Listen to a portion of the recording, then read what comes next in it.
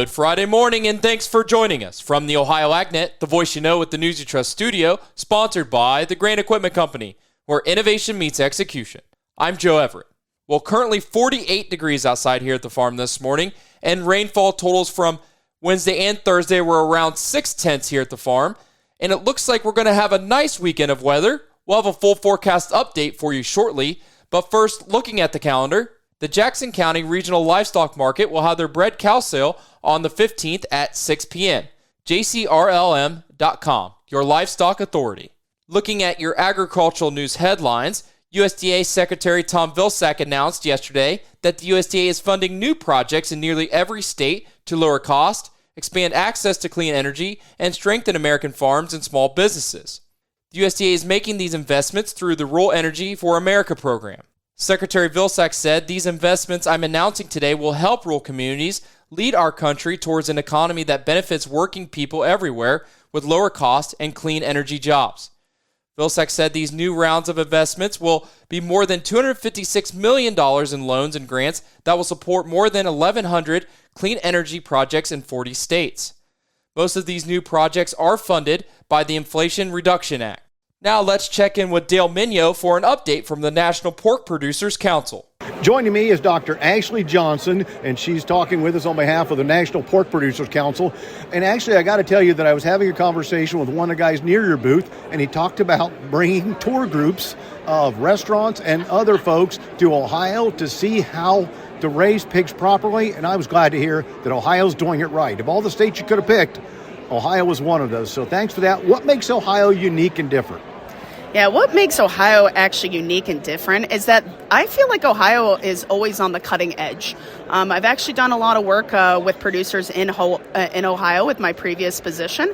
And every time I would go there, they're always looking at solutions. They always want to bring in, what can I do better? What can I improve those numbers with my pigs, raise these hogs right?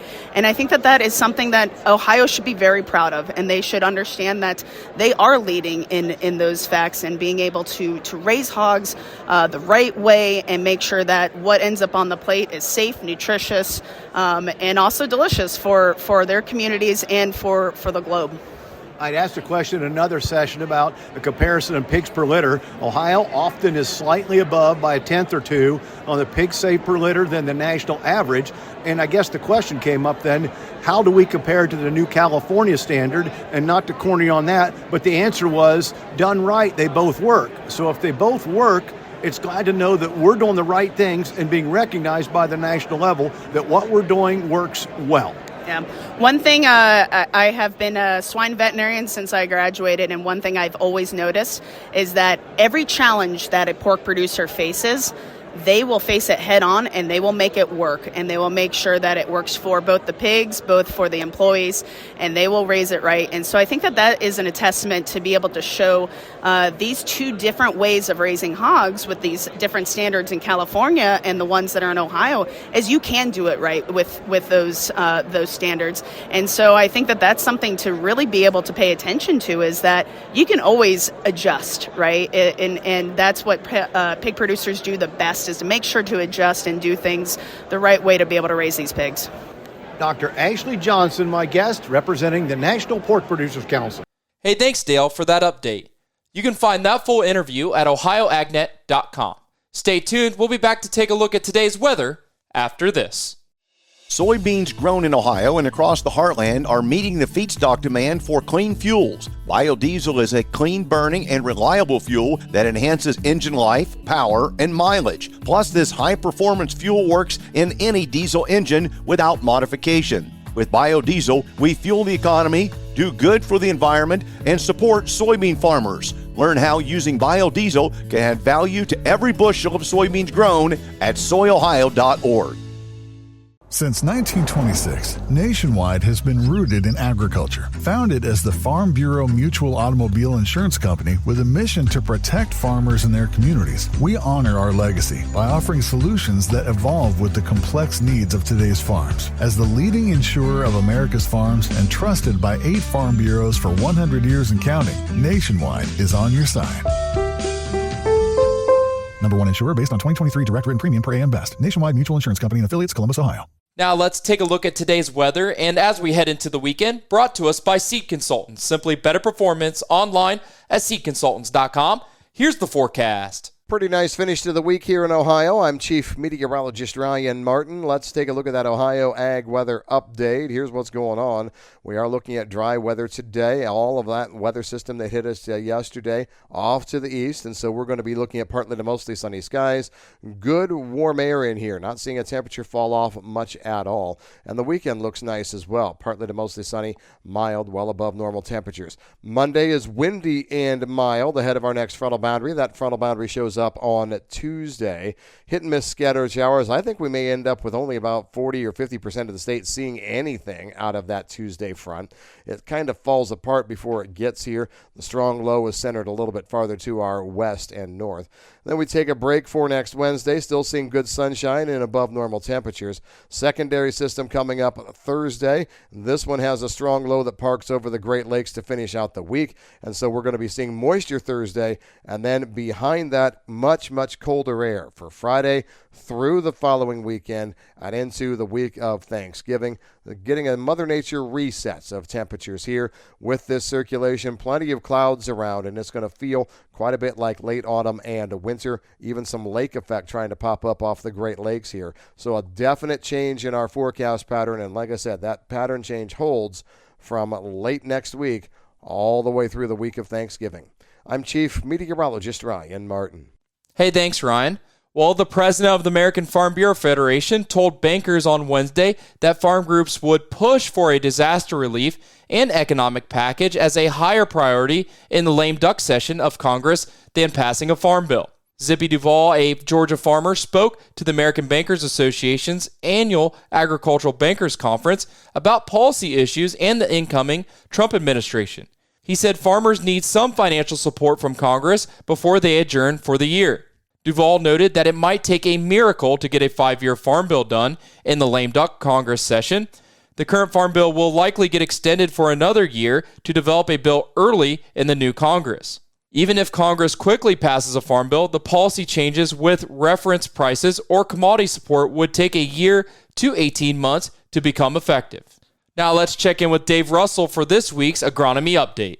This is the Pioneer Fall Agronomy Update. Pioneer Field Agronomist Troy Putnam in southern and central Ohio says now's the time to be thinking about tar spot. And the things that I'm going over with growers now is, okay, here's the plan.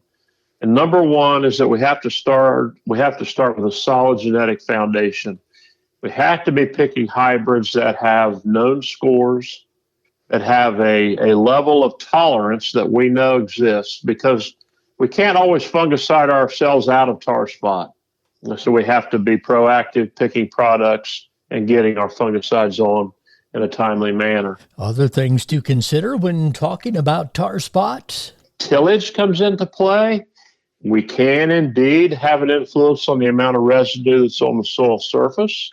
And then, of course, fungicides are something that does work, is very much a tool in the toolbox. And then I can't impress enough, and whether we're talking tar spot or whether we're talking insects or any other thing that's going on out here in the field, time spent scouting in the field, walking, kicking clods is always time well spent, Dave. For my complete interview with Pioneer Field Agronomist Troy Putnam, go to ohioagnet.com and go to featured audio. I'm Dave Russell. Hey, thanks, Dave. Well, the Mississippi River is experiencing an unwelcome three-peat with low water levels during the harvest season. The mighty Mississippi experienced low water in both 2022 and 2023, and now once again this harvest season. Charts from the U.S. Geological Survey showed precipitation and the resulting water levels were quite robust during the spring and early summer, but after mid-July, precipitation declined significantly, which caused a steady and dramatic decrease in water levels. The short-lived 15-plus foot spike in water levels at Memphis due to the Hurricane Helene passed through the system quickly in late September, and the levels returned to where they were earlier. The impact on agricultural shipping can be dramatic when the water levels drop. For example, for each foot of draft reduction on the river, an individual barge is loaded with 7,000 fewer bushels of soybeans. Depending on the location on the river, tow sizes are being reduced from 10 to 15% at minimum and upwards of 30 to 40%.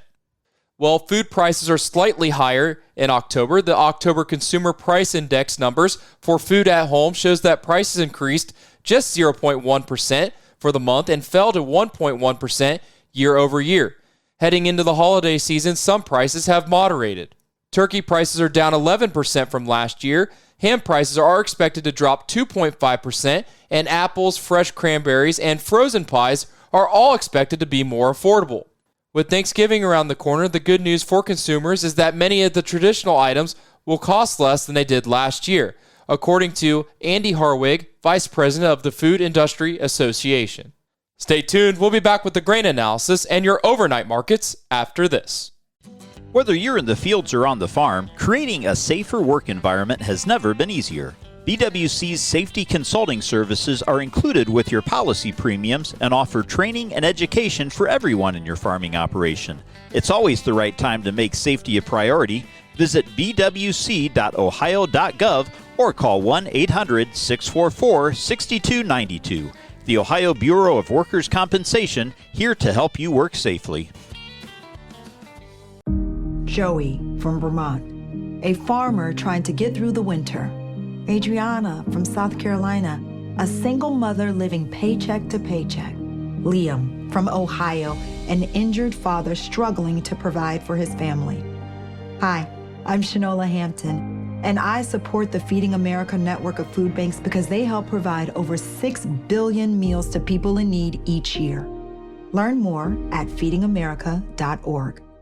It's now time for the Louis Dreyfus Grain Analysis, and that is brought to you by the Ohio Soybean Council and your Soybean Checkoff. Here's Ryan Martin. Grain markets suffer through another day of sharply lower numbers. We started the week with all sorts of concern about tariffs and things related to last week's election, and it hasn't gotten any better. Now we're looking at some numbers that honestly should help the market. For example, ethanol production out yesterday really should have helped the corn market, but no dice. At the end of the day, here's where we finished things out. We had corn down anywhere from 5 to 7 cents, beans down 16 to 20, wheat down anywhere from 7 to almost 11 cents. The biggest drops coming in Chicago markets. Now we look at the why. What was going on in the marketplace yesterday? Well, nearby contracts are reeling from recent failures at chart-based resistance. We really toyed with that early in the week, but we never were able to break through. We've got wetter forecasts in South America, particularly Argentina, for the 10 to 15-day period. That means right now there is no concern in the marketplace about a crop problem or crop failure in South America. U.S. trade and biofuel policies have been getting a lot of debate and talking points this week. There have been some bright spots in fundamentals, but momentum for the week is negative. It's going to take a major surprise in the weekly export sales report here as we finish the week to get any kind of market bounce. Now, to be clear, we've shed a lot this week, so I do think that we could be close to maybe trying to find a bottom.